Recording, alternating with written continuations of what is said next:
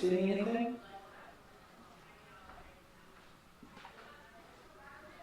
You're hearing the room. Okay, now, this mic is not even on. The podium mic is not on, but I've got hot mics in the back of the room, and how's it sounding? Can you hear me? Talk, talk, talk. Well, hold on, I'll take the phone away from my mouth. Talk, talk, talk. Jefferson is a very fine person. I don't know him, but I really like him.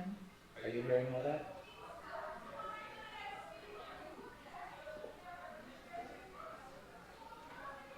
Yes, there's a delay.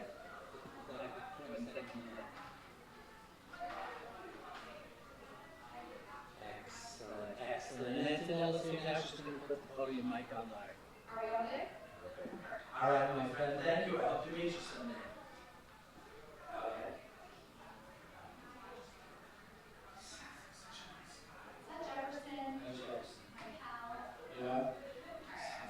Really nice guy. Alright, I love Jefferson. Alright, No, I don't think the podium mic is live. it's not on yet. I'm gonna turn it on now.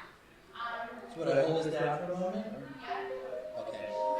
And you want to increase Audio in mode.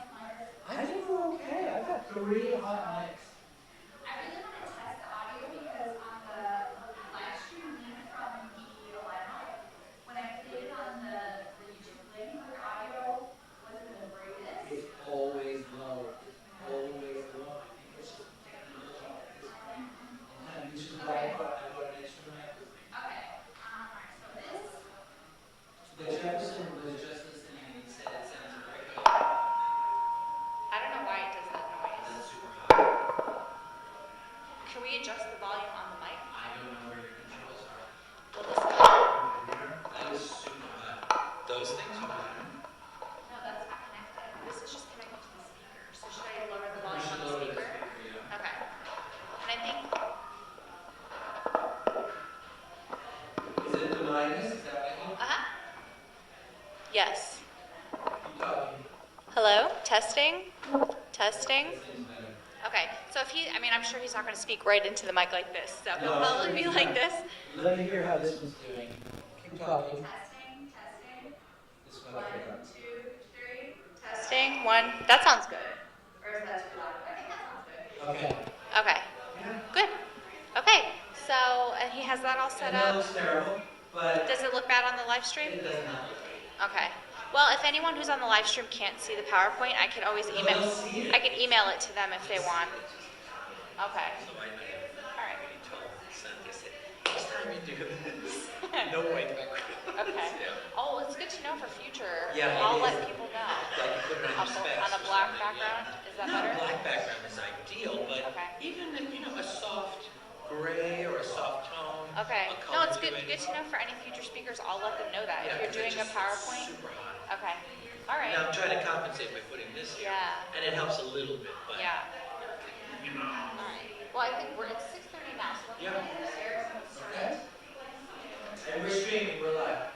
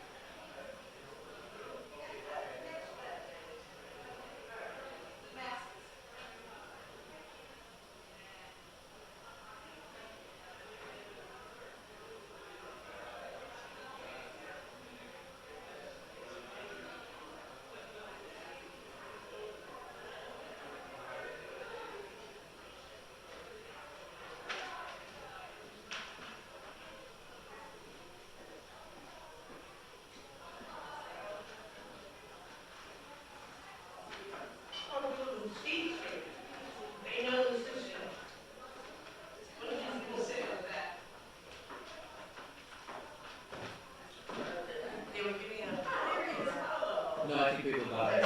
So lucky. Nice to see you. I miss. What did you say? I just threw my head out. Sounds good. Thanks. Is that okay? All right.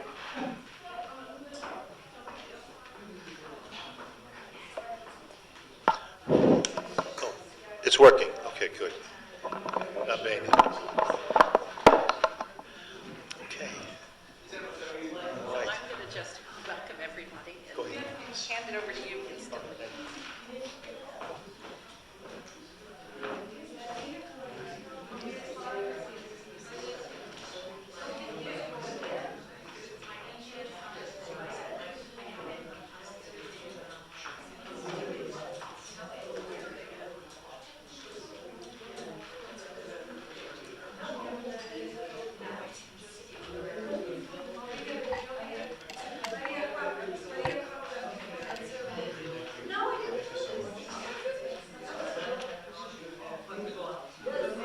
So I'm going to encourage everybody to take a seat. I think everybody knows me. I'm Lisa Ackerman, Executive Director at Columbus Citizens Foundation, and I'm thrilled to have Santi Buscemi with us this evening because he's a wonderful member, but I've also discovered that he's accomplished a lot more than I knew about, not just translating the book that we're going to hear about tonight, but also, as an English professor for many years, he's actually written several very important texts to help emerging writers find their talent and their voice, and also written a compendium of 75 essays that everybody should read. So I encourage everybody to go on Amazon and buy his books because I'm having great fun discovering them and reading them. But when I read the book that he's going to discuss tonight, two things happened in my mind. One was I was transported back to when I was a student and forced to take a semester of Italian pastoral literature. And as somebody who grew up in New York City, I would get to these words and then I would look them up in English and I would think, well, I still don't know what they are because we don't have threshing machines in New York City. And then there were a lot of birds and animals that I also didn't know what they were. So it reminded me how inadequate I felt as a student. But the other thing that reading the book today reminded me of was not only is Italy fascinating, but Sicily is even more fascinating. It was such a closed world in many ways. And when you learn a little bit about the history, you understand why it was the last of the provinces to sign on for unification. But more than anything, translating a book is hard. And I think that when I read the book, I thought, I'm really transported into this world. And I'm completely absorbed in the life of these characters, and I can visualize the places they are. And I think that that is a testament to how well you communed with the text, that you could convey that. I'm not sure I'm up to reading it in Italian, but I might give it a go now that I've read it in English. And with that, I'm going to say thank you so much for giving us this eye onto that world, and we can't wait to hear from you tonight. Thank you so much. Thank you so much. So I want to thank Lisa for inviting me and make this presentation. And I also want to thank Dr. Joseph Shelsa, who's in the back of the room today, for putting this idea in my mind and pressing me on this and encouraging me to do this. So thank you so much, Joseph. Appreciate it. And so, the Marquis of Roccaverdina. I happen to be 100% Sicilian, and Luigi Capuana was 100% Sicilian, and I discovered him offhand. I can tell you that over dinner or another time. Tonight I want to talk about what this book tells us about Italian Americans in the South, and especially in Sicily, and why they left. They had a difficult life in Sicily and in southern Italy. At that time, the book takes place. It's shortly after the unification of Sicily. But before that, they were ruled by the Kingdom of the Two Sicilies, which was a Bourbon kingdom. Right? The king of the Kingdom of the Two Sicilies was a Spaniard, really, or his family had been Spaniard. because the Spanish ruled Sicily and most of southern Italy for about 4 centuries. So he was the last several kings of the Kingdom of Two Sicilies were really Spanish Bourbons. Okay. I have a few slides up here for you, and I want to talk tonight about the difference between the two classes in Sicily. There were really basically two classes, the rich and the poor, at that time. We're talking 1870, shortly after the unification. This is a picture of why they lived. It's a picture of a sharecropper's house. It is in a town called Buscemi. If you haven't been to Sicily, you got to go there, right? It's really a nothing town, but it has a museum that is located, different exhibits located in different houses. So you go all over town to see the museum, and this is one of them. This is a sharecropper's house, and you can see that the bed down there, this was 5 people lived in this house, and a dog. This is true, okay. And you can see that they have here a bed for the mother and father, the two children upstairs in that little loft, and you can see a little baby's bed right there, little crib, okay? And of course, the mandatory crucifix. So, this man worked probably 12 hours a day to support his family, paid heavy taxes, and was restricted in terms of trying to better himself, raise himself up. Let me do another one. Okay. This is another of those houses in Buscemi. This is a blacksmith's forge. And you can see that it's pretty rough. Okay, so another commoner and a commoner's place of work. Okay. Now, this is a palatial home in Vizzini, which is the home of Giovanni Verga. You know Giovanni Verga? Yes, who was a very good friend of Capuana, by the way. They were amici intimi. Okay? Oh, sì. Cavaliere Rusticano. Right, okay. Well, anyway, I'll talk about Giovanni Verga in a minute. But this is, you can see the excess here. This is a nobleman's house, okay? And it is quite, this is just one part of it, and it's quite ornate, okay? Compare that to what we just saw. This is an abandoned church in Erici, which is the northwestern corner of Sicily, above Palermo. It was a local church. Actually, I wanted you to see that. That young man there is my grandson. And he loves Sicily. Anyway, this is the kind of places, the kind of churches that the poor would go into. Okay.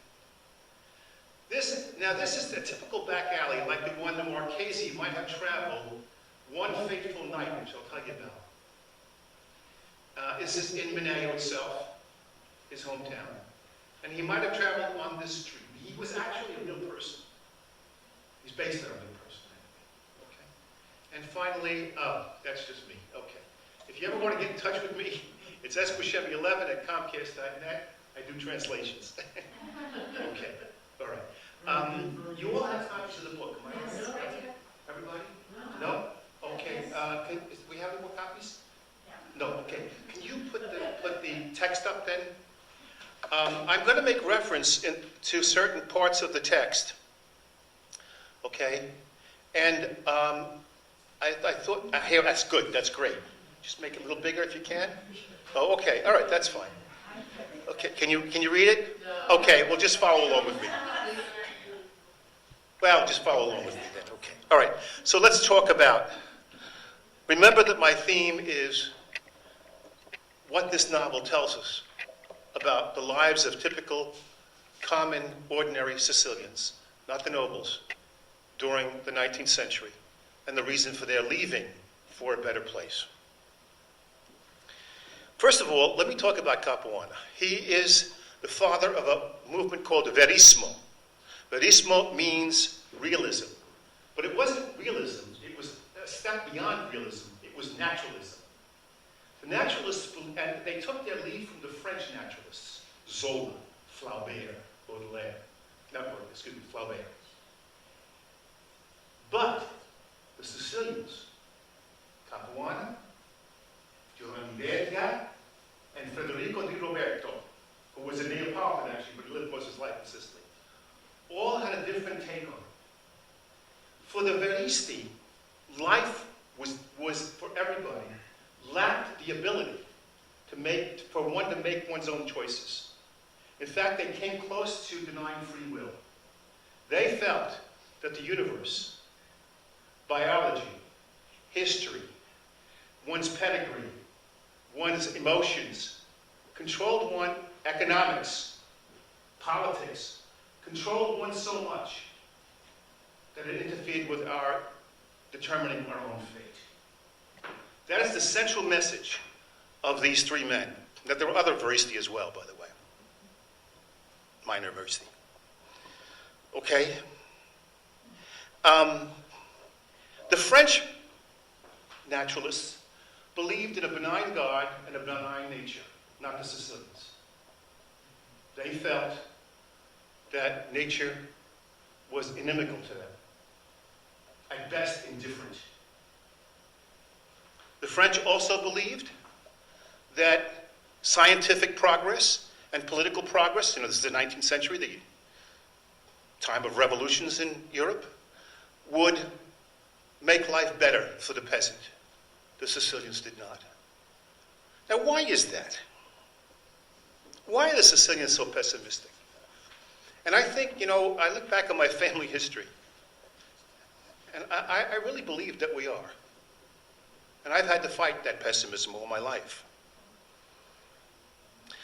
Ordinary Sicilians had suffered too much. In the movie Patton, General Patton says that Sicily is the one island in the world that has been most invaded. And he's probably true. Right? So the Sicilians have suffered from foreign invasions and from the greed and tyranny of their own baronial class, their own nobles.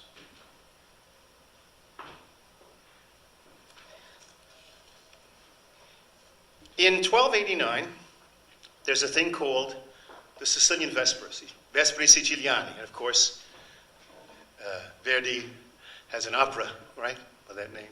I Vespri Siciliani. On Easter Monday, a Angevin French sergeant, the Angevins from France had occupied Sicily, makes a pass at a Sicilian woman. Her husband sees this, and he kills him. He kills the sergeant. And that starts a revolution which throws the Angevins out of Sicily. It just goes right through the island. The Angevins are out, and the Sicilians call in the Spanish, the Aragonese. It wasn't Spain at that time. But at any rate, the Sicilians think, this is going to be great. We got a new leader. He's not a tyrant. Wrong. For 5 centuries, the Spanish and their descendants rule Sicily. And eventually, that devolves into the kingdom of the two Sicilies, where it's not just Sicily, but it's also southern Italy, from Naples down. And these are the Bourbons that I've been talking about, the Spanish Bourbons. The Spanish impose a kind of feudalism on this island and on the south of Italy that does not sit well with the people.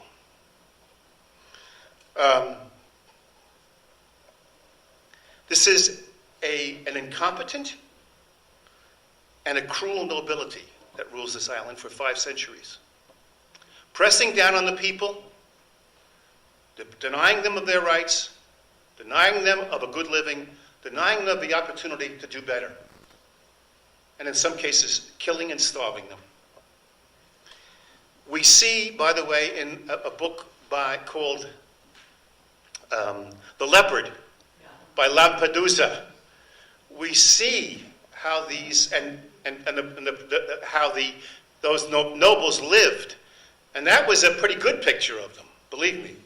If you ever get to read a novel by Federico di Roberto, it's called I Viceroy, The Viceroys, which I have also translated, but it hasn't been published yet. It is about these cruel and incompetent people that are going to get their comeuppance now because Italy has been unified. It's about 1860 it takes place. Okay. All right. Sicily at this time is extremely poor. And in fact, the Sicilian peasant can be compared to the Russian serf at this time. Okay? Yes. In addition, the soil of Sicily at this time is not very fertile. Why? At one time, Sicily had been the breadbasket of Europe. Not at this time. Why? Because the Spanish came in and cut down all the forests, and this changed the climate. It made it a drier and more arid place, and a more difficult place to farm. Some of the ships that Columbus sailed in had Sicilian lumber. The Armada that attacked England in 1588, Sicilian lumber. Okay? So, not only was the government against them, but so was nature. And of course, pushed on a little bit by what the Spanish did to the forests. The forests are coming back now, by the way. Thank God. They're replanting and replanting. Okay. But this, I think, explains why we get such a dark picture of reality, of humankind in Capuana, Verga, and Di Roberto. Okay? So, let's now talk about the novel. Okay? I want to introduce this by talking about the novel as in medias res. It begins in medias res, in the middle of things. And we learn in the beginning of the novel that a man by the name of Rocco Crescione, who is the manager of the Marchese's estates. The Marchese is a very rich man. He's a nobleman. He owns lots of estates around that area of Eastern Sicily, excuse me. And Rocco Crescione has been murdered. We don't know who did it. Okay? But we do know that he was married to a woman called Agrippina Solmo. Now, by the way, Agrippina is the patron saint of Mineo, Capuana's hometown. And in fact, much of the novel, although the town that takes place is called Urabado, is Mineo. There's lots of different signs that point to that. It's clear. Because he's a realist, right? He wants to bring the reality of the people's lives to you, the reader. Okay. Rocco Crescione was married to a woman called Agrippina Solmo. Agrippina Solmo had been a servant in the house of Roccaverdina for about 10 years. She came there when the Marchese was about 18, 19, and she's an earth mother. She's gorgeous, but she's illiterate. The Marquis fell madly in love with her, and for 10 years they had a torrid affair while she was part of his household. At the end of that time, however, he is told by his aunt, the Baronessa, of Lago Morto, by the way. You know what Lago Morto means? Dead lake. A Baronessa de Lago Morto. That you have to get rid of this putana. That's what she calls her. And you have to marry someone of your own class, a noblewoman. And he accedes to this. Now here, remember I told you about the Veristi and the forces of the universe imposing themselves on us. Here, his familial heritage is forcing him not to marry Agrippina, whom he loves, but somebody else. Well, he's going to fight against fate, though, this Marchese. He's going to have his cake and eat it, too. You see what he does? He marries Agrippina off to Rocco Crescione, and he says to them, you will live together, not as husband and wife, but as brother and sister. And after I get married, I will have access to Agrippina anytime I want. Is that okay with you, he says. You agree to that? Oh, he gives them a choice. But it really isn't a choice. They have to do it. He has so much power over them. Okay? I mean, it's a clear case of sexual harassment. He has so much power over them that they have to say. And they love him, by the way. The submissiveness of the commoner is a real strong theme in this novel. We're going to talk about that in a minute. Okay. A couple of other characters to introduce you to. The first is Nelly Casaccio. Nelly Casaccio is a hunter, poor man. He's got 4 kids and a wife. He supports them by hunting. He's accused and eventually convicted of killing Rocco Crescione on circumstantial evidence only. Another man who comes in is a man called Santi Di Mauro, like me. He's an old man who was accused of killing Rocco first, but then they dropped the charges against him. So the only 2 people accused of killing Rocco are peasants. Isn't that interesting? Nobody else kills people, just peasants. Okay. And finally, and I want to talk about Santi in a minute. Finally, we have Father Silvio Latura, one of the heroes of this novel. He is a parish priest, very poor, who gives everything for his people. And you're going to love him when you read the novel. I love him. Okay. Well, we're going to stop with this plot summary and this introduction of characters for now, because I don't want to spoil it for you. I must tell you, though, I've been studying literature for about 60 years. I was an English major in college. And this novel, for me, numbers among the best 2 or 3 novels I've ever read. And I've read a lot of novels. Okay? All right. Why? Because the author is a genius. And I've made it my life's work, at the end of my life now, to try to popularize him as much as possible. You know, Giovanni Verga, everybody knows Giovanni Verga because he wrote I Malavoglia, he wrote Don Gesualdo, he wrote the short story called Cavalleria Rusticana, which was then turned into an opera by Mascagni, right? But it was Giovanni Verga who wrote that story. The Sicilian lyrics, however, for it, Giovanni Verga didn't write Sicilian. Capuana did. The Sicilian lyrics for that opera came from Capuana. Nobody knows, very few people know that. Anyway, I want to talk about 2, and they're up here, but you just listen along, okay? I want to read to you 2 passages, one about the famine, okay? One about the famine that attacks this little town after 18 months of drought. And drought was very prominent, quite a common thing in southern Italy and Sicily, because of what I told you about the cutting down of those trees. We are in the casino of the town, which is not a casino, it's a club, a men's club. Okay? And this is how it goes. The conversation in the casino wasn't entertaining. This discussion was about nothing other than of famine and of poverty, of entire families of peasants who had emigrated to countries where the land bore fruit and there was work and bread, of people who died of typhus because they had dug up and eaten the meat of animals killed by some deadly infection that had destroyed the whole herds, as if the famine weren't sufficient punishment from God. Oh, this time it was a lot different from that terrible evil year of 1846, when there was a shortage of grain. Okay.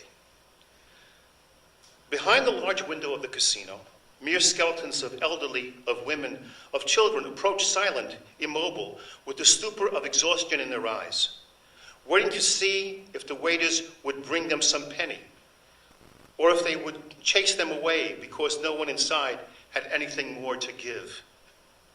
And a little later, there were other skeletons, silent, immobile, with the same stupor of exhaustion in their eyes, who waited, who did not murmur when they were turned away, and who resumed dragging their skeletal bodies from door to door, scarcely able to stand on their legs, and without strength enough to whisper for a bit of charity. I want to now read something about Father Latura, Silvio. The priest is trying to help these people. Capuana tells us that after Mass, he went from house to house to beg for charity for the starving, filling his pockets with crusts of bread that they gave him, carrying them in a handkerchief, even in the folds of his cloak. And with 2 crusts here, 3 crusts there, he went from door to door among those dirty shacks where people, having miraculously recovered from typhus without the aid of doctors or of medicine, wished they had died instead. This is very powerful writing for me.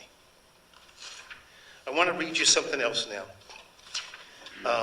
about the coming of rain. And a simple thing like rain makes these people happy. For us, rain is a pain in the neck. It's raining today, right? We had to come, to New York with the rain, terrible weather. But for these people, rain was a blessing, which tells you how different times are and how different we are and why they came here. And one morning, behind the hills of Barese, the clouds appeared, slowly, as if they did not have the courage to show themselves after having absented themselves for 18 months, or as if they no longer recognized the road to Rabato. They appeared in a long line, gathering one behind the other, rolling over one another. Then they stopped. From the windows, from the balconies that faced Barese, men, women, children stretched out their hands, invoking them, calling them as if they were living beings, able to hear and understand. And from the humble cottages near the embankment, from alleyways, from the streets of people emerging, flocking to places where they could be certain that the voices being heard swirling about and crying, the clouds, were not the malevolent joke of some evil fool. They won't move. They're afraid of looking at us, said an old peasant, and then he laughed. But no one laughed with him. Everyone was intent upon following with anxious eyes the unstable forms that very slowly continued to change, growing larger here, thinning out there, and lips murmured, praying vows, exhortations to those conscious beings not to take flight and instead to spread their life-giving treasure of rain on the dying land below, which had for several long months invoked the comfort of a droplet of water through its thousands of cracks, which resembled dry human mouths.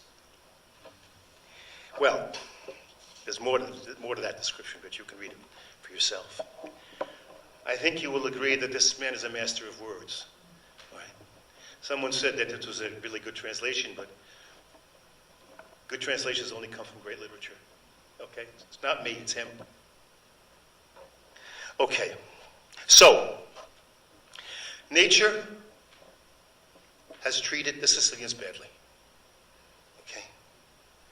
And of course, adding nature in this condemnation of our forebears were the nobles, the barons. In one part of the novel, the very beginning, as a matter of fact, little Santi de Moro, an old man, is summoned by the Marchese to his palace. The Marchese wants to buy a piece of land from Santi. Now, Santi owns a little piece of land in the middle of a larger estate owned by the Marchese. The Marchese has bought up all the land around Santi's little domain, where he's lived for all his life, and now encircles it, so that to get to Santi's property, you have to cross the Marquise's land. But now the Marquis wants it all. And I want to read something that demonstrates the power and the greed and the tyranny of these people.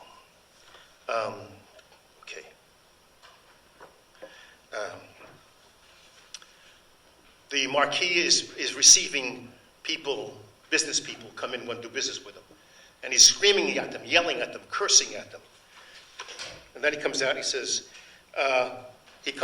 leaves them, and goes to his lawyer, who has brought Santi to his palace.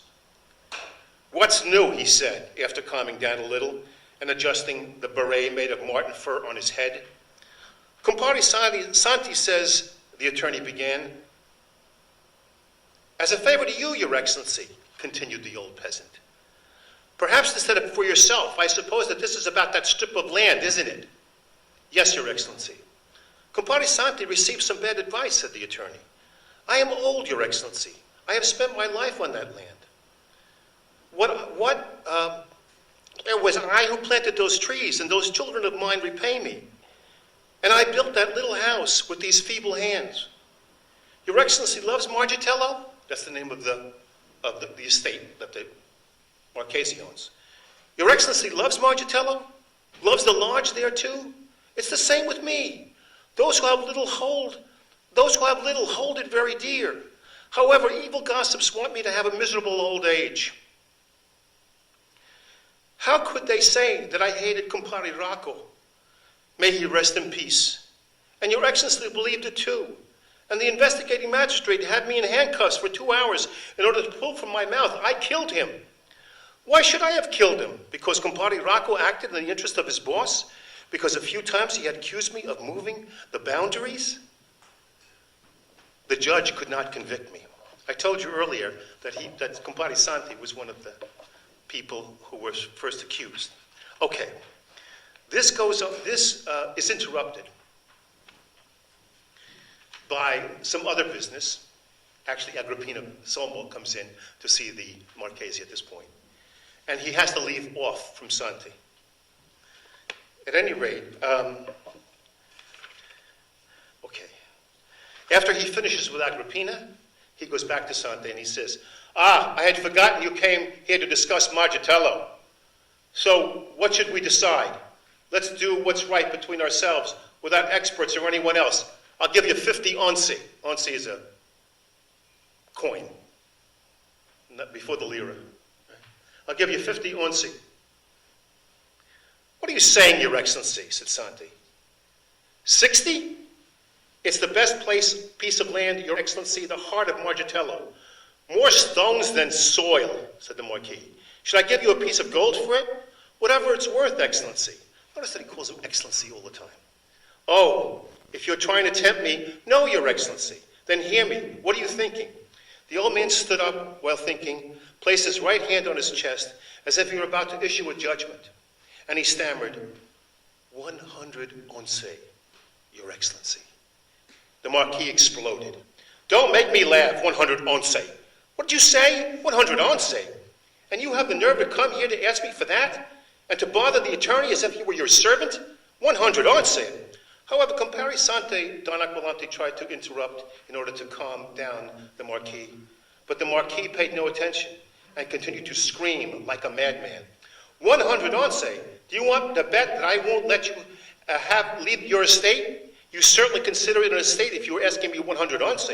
I'll close all the paths. We'll go to court. Meanwhile, your great estate of 100 once will become a big headache for you. I should have done so much earlier. And then the conversation ends.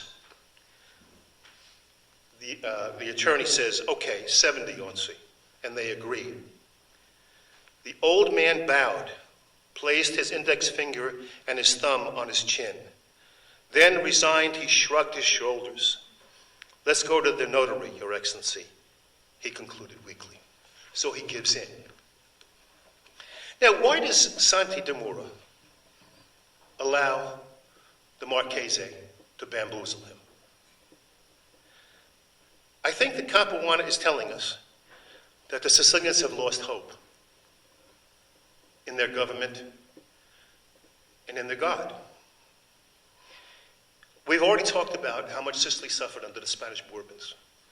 In 1848, in Palermo, there was a great revolt, which tossed the Bourbons out of Sicily and forced them back onto the mainland. That, by the way, that revolution sparked revolutions all over Europe, in France, Hungary, other places. But it failed, and the Bourbons were reinstated. Then in 1860, Garibaldi comes in and he lands at Marsala with his 1,000, and he challenges the second largest army in Europe, by the way, the Bourbons, with 1,000 men. Yeah, right. It was the Sicilians who made that possible, who made the ousting of the Bourbons possible, because they joined Garibaldi. in hopes that there'd be a better future for them. And they followed him up the boot to Naples,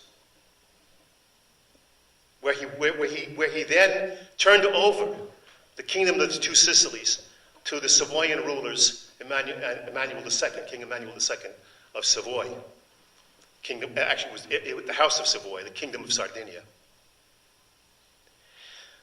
The Sicilians and the southern Italians thought, oh, this is great. We're going to have a new government. This is wonderful. Things are going to be better. The Savoyans were worse than the Bourbons. And so, they become disheartened. The risorgimento for them is not a risorgimento. It's a going back. It's not a resurgence. A professor of mine once told me that people who are downtrodden and have no hope don't make revolutions. And I think that's what's happened here. They gave up. Not all Sicilians have given up, though. I want to tell you a story about my family, personal story, if you don't mind. My great-great-grandfather, who was Santo Buscemi, his nickname was Gamba d'Oro, which means golden leg. He had a wooden leg, and the myth was that he kept all of his gold there, right? Well, Gamba d'Oro was kind of a pesky guy, and he didn't like authority, kind of like his great-grandson. And kind of a pain in the neck, actually. And one year he decided, I'm not paying taxes to this Prince Pignatelli who governs this region. You know, this is about 1830 now, going back. And I talked about feudalism in Sicily. Well, he was the overlord, Pignatelli. So my grandfather refused. Pignatelli takes him to court in Palermo, and the Buscemis win. Pignatelli's not satisfied. He goes to Naples, where he has some friends in the Bourbon court. And there we lost. And we lost everything. All of his land. He became a poor man. My father told me that once he was walking with his father in the city of Memphis, Sicily, Provincia d'Agrigento, and he said, I'll say it in Sicilian first. He said, "Uvidi pace, u pace, tutto questo era nostro." You see, my son, all of this was once ours. My grandfather was a butcher. My father a barber. We weren't rich. Okay.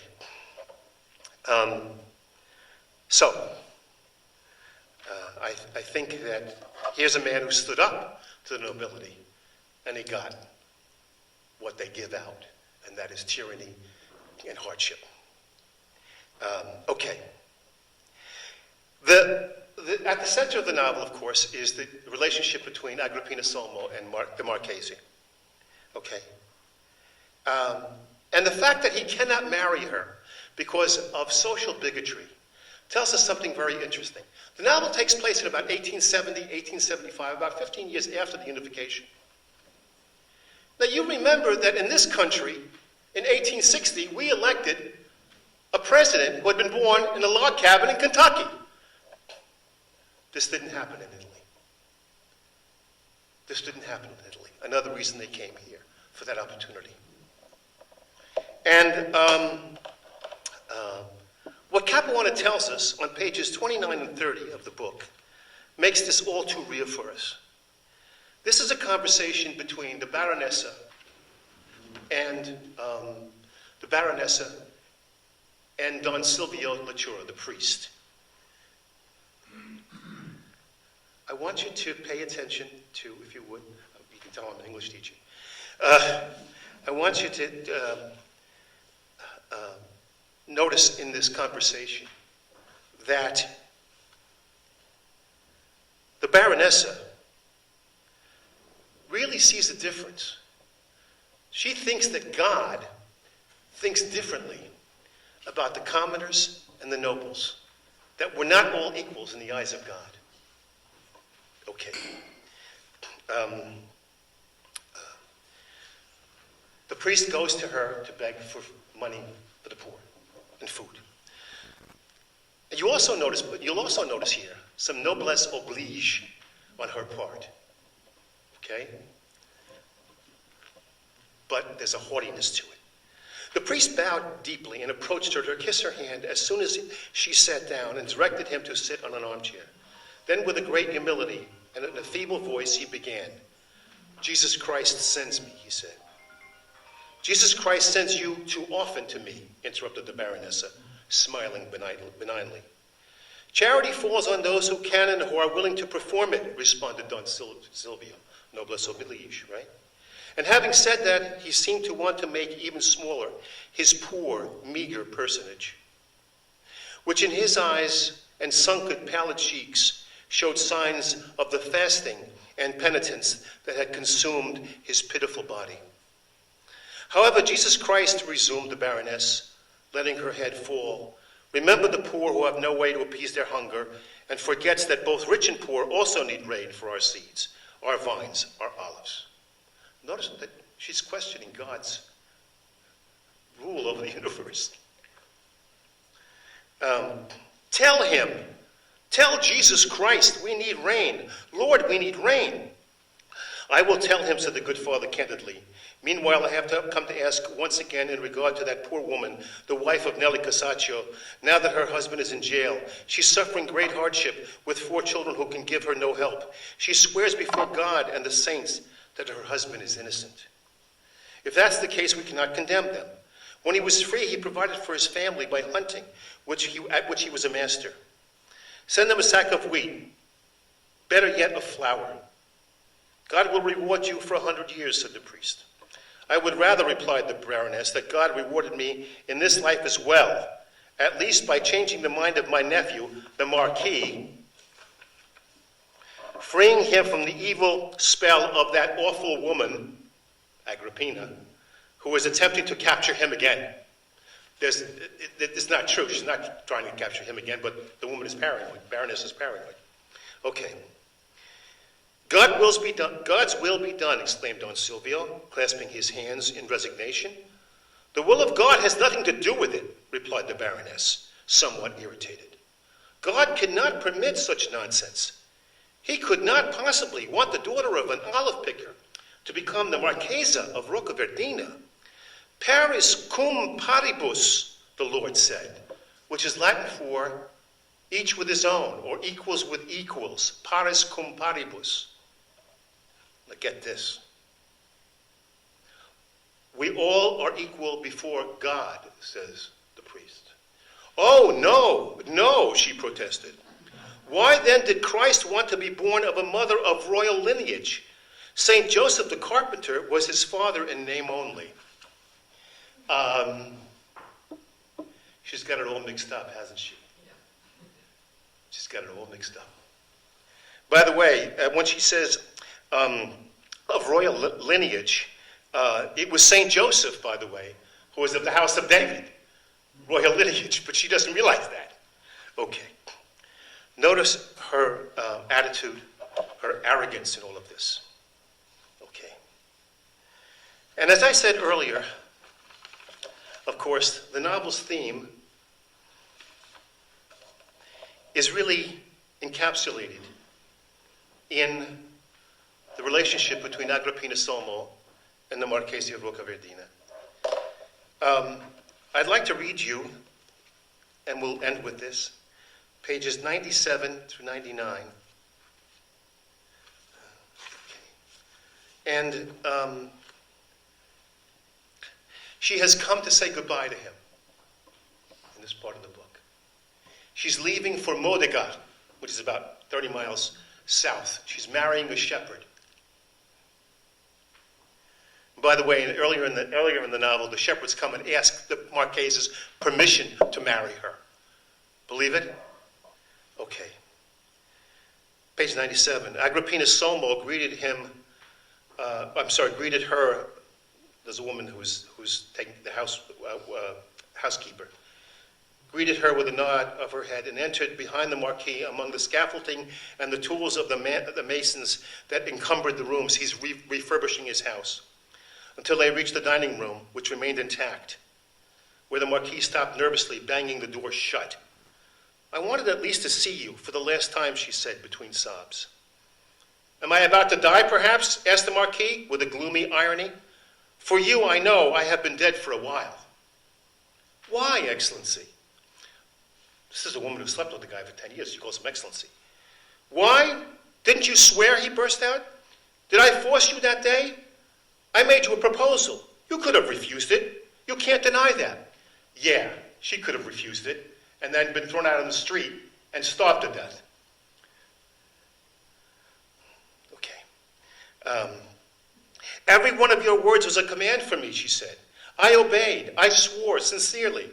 And then, deny it, if you have the courage. By Jesus Christ, who must judge me? Leave Jesus Christ out of this. Deny it if you can. You gave yourself to your husband like a whore. You gave yourself to your husband like a whore. What a twisted comment. What a twisted morality. By the way, she didn't. She never had relations with Rocco. Shouldn't he have been a husband in appearance only? You had sworn it, both of you. Oh, Excellency, you yourself made me aware of it. How is that possible? You feel sorry for him. You felt sorry for him. He seemed depressed to you in front of people. You told me so several times. It's true. But think, Excellency. At first, nothing. Like two strangers, like brother and sister. Often I saw him for only half a day on Sunday. After 4 or 5 months, it seemed like a joke. A great life, eh? Said Rocco. I see the table set before me, but I have to fast.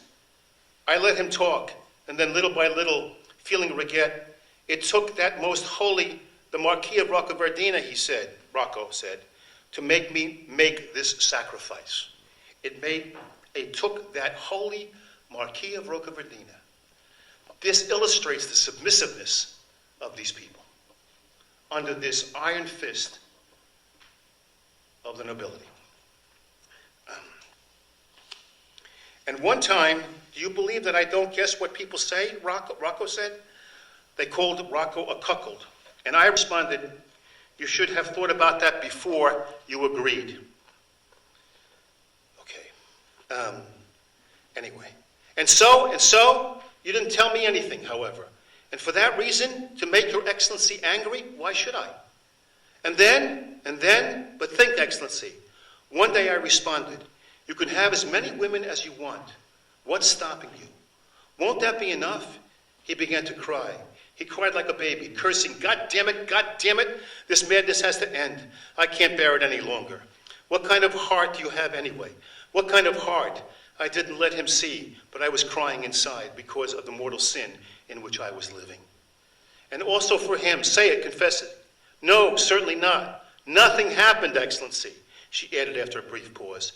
I don't want to lie, but the Lord punished him just for the intention.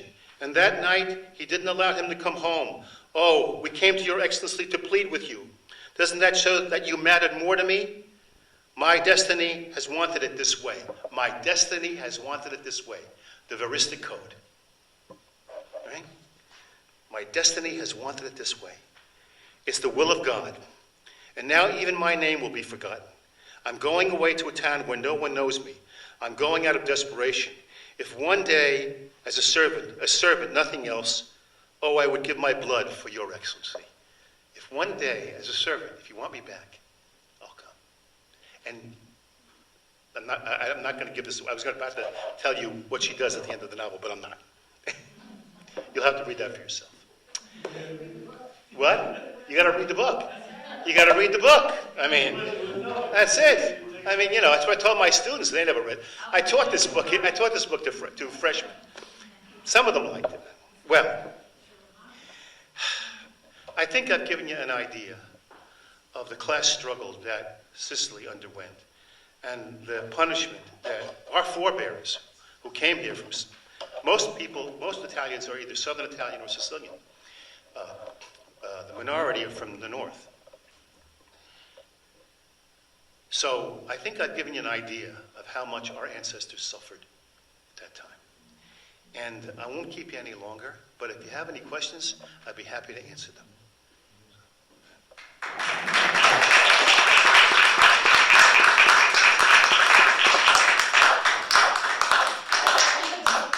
Prerogative to ask a question, which Yes. is,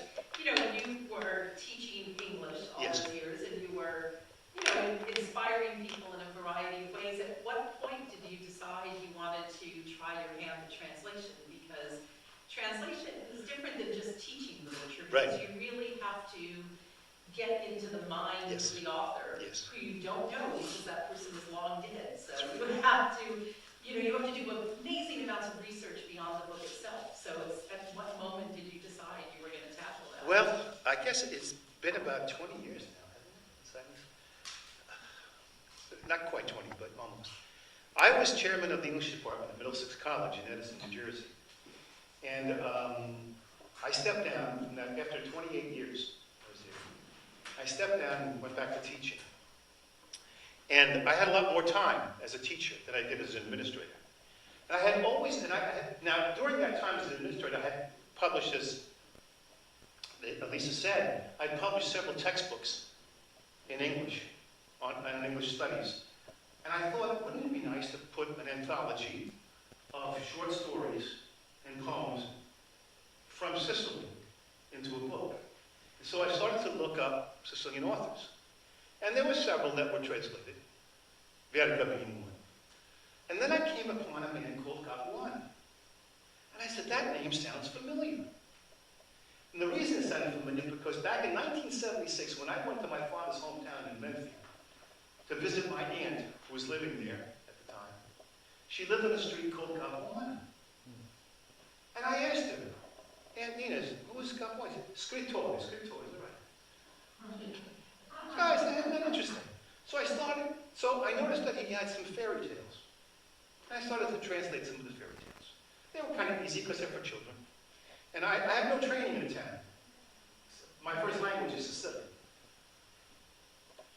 I never spoke a word of English before I went to kindergarten.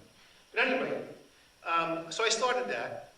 And after I got a couple published in some journals, the Journal of Italian Translation was one of them. And then I contacted a man who was the editor of Brandon Books and Dante University of America Press, and he published the whole 20 fairy tales. And it was a bilingual edition, which I have. It's still out there. And then I started to translate some more of Capuana, and I came upon the novel, and I translated that. So that's how I came upon it. And if you'll allow me, I want to tell you a little story. You know, when Antonin Scalia was appointed Supreme Court Justice, my father went crazy. He was so excited. Finally, an Italian on the Supreme Court. And not only that, a Sicilian, right, on the Supreme Court. Okay? So I said, you know, I'm going to send Justice Scalia a couple of the books. Maybe he'll like it. And I did. I didn't expect to hear back from him. But I did. I heard back from him. He sent me a letter, and he said, funny you should send me these books. My father did his doctoral dissertation at Columbia University on Luigi Capuana. And if you want a copy, and if you want a copy, his father was a great professor. If you want a copy, I'll lend you mine of the dissertation. I have it. So he sends it to me, right? And it's wrapped in bubble wrap, you know. And every night I read a little bit of it and put it back in the box with the bubble wrap, carefully lock my desk, you know, so nobody touches it. It was his only copy. When I finished reading it, I called his office and I talked to his assistant, and I said, listen, I'd like to return this book to him personally because I'm afraid it'll get lost in the mail, God forbid. I just wanted to read it. Probably a hot minute to you.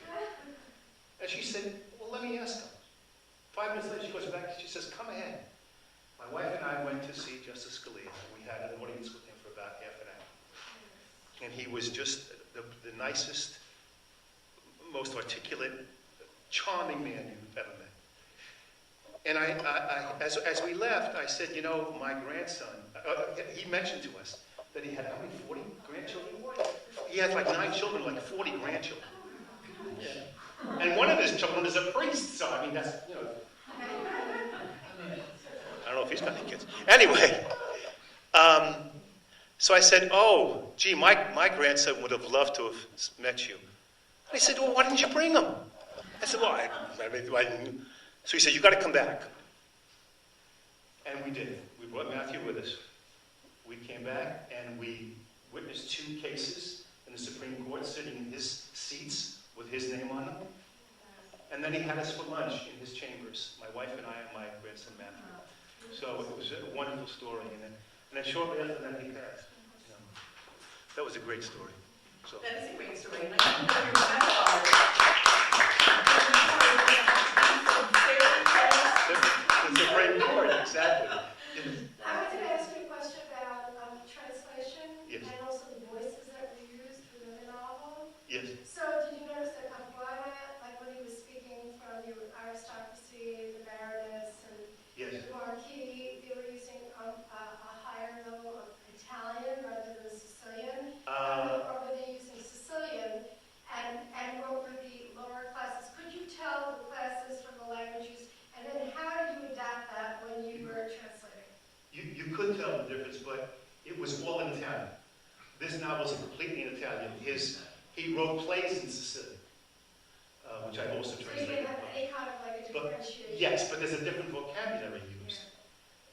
And you can tell by the tone that he creates that they're haughty, that they're, they think a lot of themselves.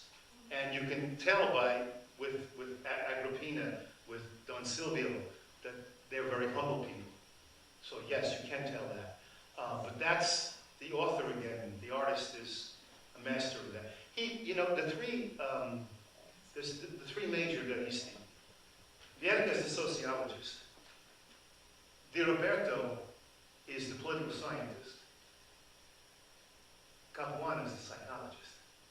And he gets into the minds of his people. You'll see that when you read the book. He gets into their heads, boy, and you can understand their motivation.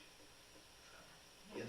Have you read the Marquis of Roccaverdina in Italian? In Italian, In Italian, I think you took an incredible task because it's not just about translating words, it's about translating an entire culture. yes, yes, An entire culture and how this culture is structured, like you said.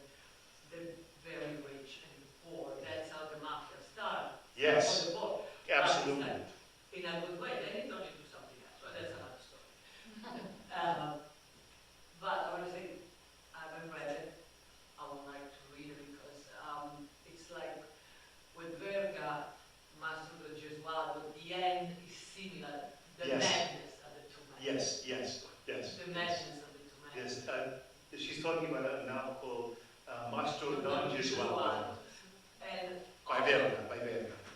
you see, the kingdom, the 2 Sicilies include Naples, which Naples was happy. Even if they were poor, they were Yes, happy. they were happy. They were. But if you go to Sicily, I'm sure you realize by reading it, the theme of death is constant, Oh my is God. present. Absolutely. That's the pessimism, I believe. And I would like to include in those, right, even if it came later, Pirandello. Oh, yes. Oh, I have a story about Pirandello, but okay. He has the same theme. And Yes, he does. what I found reading Capuana, Verga, Pirandello, there is also the great verismo of Dostoevsky. Oh, yes. And I think you did I haven't read it, but that's an incredible task. You have to translate it a way of thinking, of culture. It's not just a novel. Yes, yes. So, Yes, in fact, in the speech I gave in Italy, I compared Capuana with Dostoevsky. I said, Capuana, it's Dostoevsky. Capuana is Italy's Dostoevsky. Capuana is Italy's Faulkner. Capuana is Italy's Melville. because Dostoevsky, his masterpiece is The Idiot. Oh, unbelievable. That's his masterpiece. It meant such a verismo of that. Yes. You mentioned Pirandello. Pirandello is a... It's impossible practically because it's the irony of Pirandello. Yes, That's terrible. And Pirandello, like Capuana, and maybe he learned this from Capuana because he knew him. They believe that there's no security in trying to find truth. Truth is difficult to ever find, ever. And you can never be sure that you have the truth with these men. Capuana knew Pirandello at the end of his life. Yeah. At the end of his life. And Luigi Pirandello was writing poetry at the time. And he was a professor. And he was a professor. And he was writing terrible poetry. It was Capuana who told him, stick to fiction and plays. And the rest is history.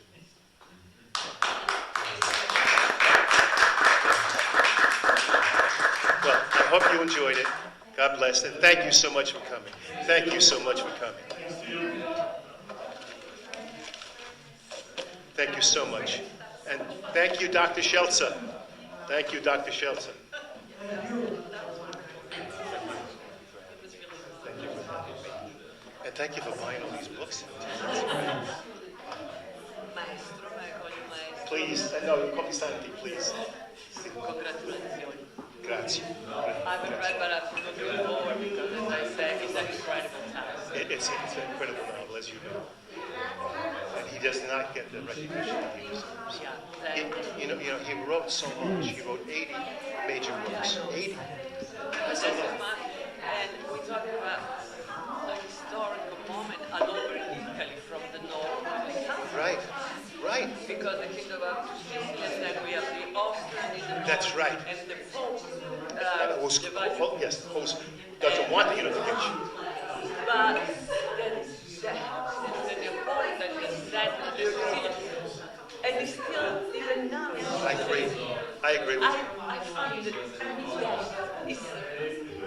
You know, I think the Neapolitans are very happy people. That's why they have such great music. Their music is wonderful. I love their music.